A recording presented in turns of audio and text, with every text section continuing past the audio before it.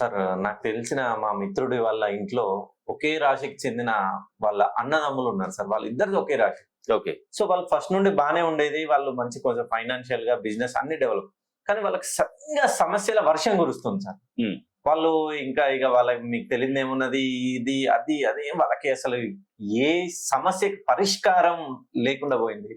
So మీ video చూసారు.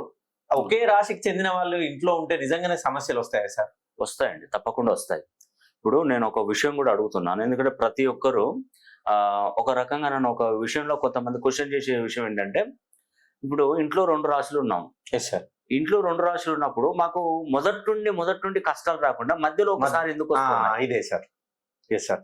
చాలా మందికి ఆ డౌటే. అంటే అప్పుడు ఎందుకు రాలేదు, మరి ఇప్పుడే 2 రాశులు ఉన్నాయి, ఇప్పుడు ఎందుకు వస్తుంది అవునండి. అని చాలా మంది అంటున్నారు. అవును.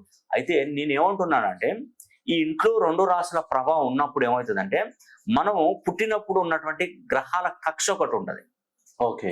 9 గ్రహాలు ఉంటాయి. ఆ గ్రహాలు అనేది కూడా ఈ రాశులలో చేంజ్ అవుతూ ఉంటాయి.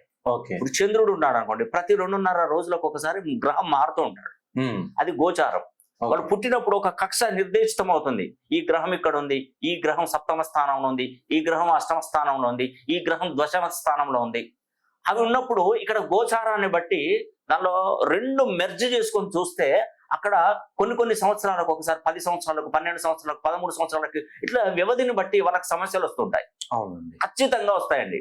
ఇంట్లో 2 రాశుల ప్రభావం ఉన్నప్పుడు ఏంటంటే చాలా వరకు ఇబ్బందులు ఎదుర్కొనే అవకాశాలు ఉంటాయి. ఇప్పుడు ఒక ఒరలో 2 కత్తులు మనం పెట్టలేము.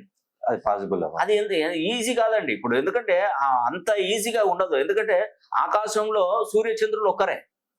ఇంట్లో 2 రాశుల ప్రభావం ఉంటే అక్కడ ఎంత ప్రాబ్లం ఉంటది, ఇక్కడ ఎంత ప్రాబ్లం ఉంటది. ఇంట్లో మానసిక ఒత్తిడి పెరిగిపోతుంటది, డబ్బులు ఖర్చు అయిపోతుంటాయి, ఒకరికి చెప్పిన మాట ఒకరు వినరు, భార్యాభర్తల మధ్యలో పిల్లల కుటుంబాల మధ్య సమస్యలు ఏర్పడుతుంటాయి. నేను చెప్పడం కాదు, మీకు ఇవన్నీ జరుగుతున్నాయా లేదా చూసుకోండి. అవునండి. అప్పులు ఎప్పుడు విపరీతమైనటువంటి అప్పుల గోల. మనం ఏదైనా డబ్బు ఖర్చు పెట్టి ఏదైనా వ్యాపారం చేసిన ఆ వ్యాపారంలో పూర్తి స్థాయిలో నష్టాలు వస్తుంటాయి. ఇవన్నీ ఈ ఇంట్లో 2 రాశుల ప్రభావం వల్లనే ఉంటాయండి. నేను ఖచ్చితంగా చెప్తున్నాను, ఇది 100కు 100% అవుతుందని నేను చెప్పాను. కొంతమందికి మాత్రం ఖచ్చితంగా ఉంటుందండి ఈ ప్రాబ్లం. అంటే 100కు 100 బైక్ అవుతుందని కాదు, ఒక 90% చెప్తున్నాను. ఇంట్లో 2 రాశుల ప్రాబ్లం ఉన్నట్టయితే, ఇంట్లో 2 రాశులు ఉన్నట్టయితే ఖచ్చితంగా వాళ్ళు ఈ సమస్యకు పరిష్కారం తెలుసుకొని దానికి సంబంధించిన రెమెడీస్ పాటించగలిగితే ఆ సమస్య నుండి విముక్తులు అవుతారండి. ఆ భగవంతుడు ఇచ్చాడు, మనం ఏం చేస్తామండి.